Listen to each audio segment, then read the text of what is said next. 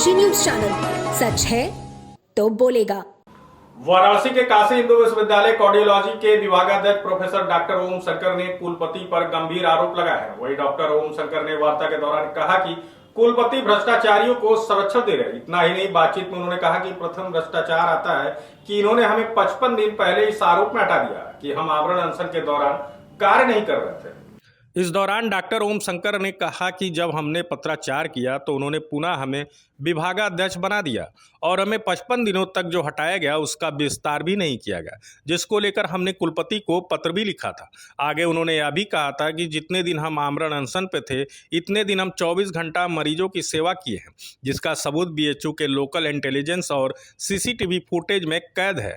वहीं उन्होंने यह भी आरोप लगाया कि कुलपति द्वारा भ्रष्टाचार करके महामना के बगिया को खत्म करने का प्रयास कर रहे हैं।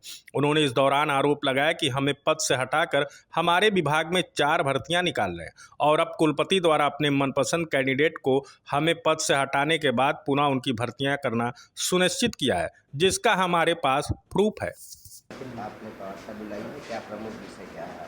देखिए, प्रमुख विषय ये है कि महामना की ये बगिया जो आज से 100 साल से ज़्यादा समय पहले स्थापित की गई थी, आज उसके मूल्य और उनका एग्जिस्टेंस खतरे में है। और वर्तमान के कुलपति महोदय नियम जो कायदे कानून बना है, जो हमारे पार्लियामेंट से पास होते हैं, जो हमारे सक्षम संस्थाओं द्वारा बनाए गए हैं, अधिकारियों द्वारा बनाए गए हैं, उनका घोर और खुलेआम उल्लंघन कर रहे हैं। यहाँ जो बनारस हिंदू यूनिवर्सिटी में नियुक्तियाँ हो रही है, नियुक्तियों में खुलेआम भ्रष्टाचार चल रहा है।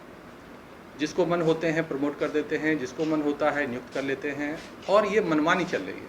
किन विभागों में हुआ? सभी पूरे मतलब ये मेडिकल नॉन मेडिकल दोनों विभागों में चल रहा है। अभी देखिए कि एक मामला जिस पर कि लोग पूछ रहे हैं कि गैस्ट्रोएंटरोलॉजी विभाग के सारे जो हैं वो प्रमोशन के लायक नहीं पाए गए। अब ये तो विश्वविद्यालय के खुद के ऊपर प्रश्न उठ जाता है कि उनसे पहले जो जिन्होंने उनकी नियुक्तियां की है, या तो वो गलत हैं कि अक्षम व्यक्तियों को उन्होंने नियुक्त कर लिया है, या फिर वो गलत हैं जो आज कर रहे हैं। और आज वाले क्यों गलत हैं, इसके पीछे तर्क ये है कि मेरे पास सबूत हैं जिसमें कि कुलपति महोदय ने मेरे विभाग में मेरे पूर्व विभागाध्यक्ष प्रोफेसर डॉक्टर धर्मेंद्र जैन द्वारा किए गए 2.56 करोड़ की खरीद में अनियमितताओं के बाद भी उन्होंने वेंडर्स को मेरे ऑब्जेक्शन के बाद भी पेमेंट कर दिया, अपना एक्स्ट्राऑर्डिनरी पावर यूज़ करते हुए। ये खुलेआम वाइस चांसलर साहब का भ्रष्टाचार को समर्थन है और जिसका मेरे पास एविडेंस है। जब चाहें, जब आप कहेंगे मैं आपको दूंगा। उनको भेज चुका हूँ, मैं कई बार भेजा। तो समय कौन वाइस चांसलर थे? कब?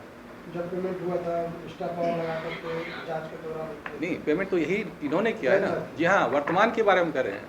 वर्तमान कहा कि नियुक्तियों में क्यों भ्रष्टाचार के क्या इनडायरेक्ट एविडेंस है, तो क्योंकि ये भ्रष्टाचार के पहले स्थापित अपराधी हैं जिनके विरुद्ध में कागज है मेरे पास कि इन्होंने अपने पद का दुरुपयोग, कलम का दुरुपयोग कर इन्होंने ऐसे वेंडर्स को पेमेंट कर दिया जिसके विरुद्ध जांच चल रही थी और जिसमें जांच रिपोर्ट में बताई कि अनियमितताएं हुई है। और जो जांच रिपोर्ट अभी मैं दिखाऊंगा आपको, जो आए हैं उन्हीं के यहाँ से, उन्हीं के रिकमेंडेशन पर रजिस्ट्रार साहब के द्वारा मेरे पास भेजा गया।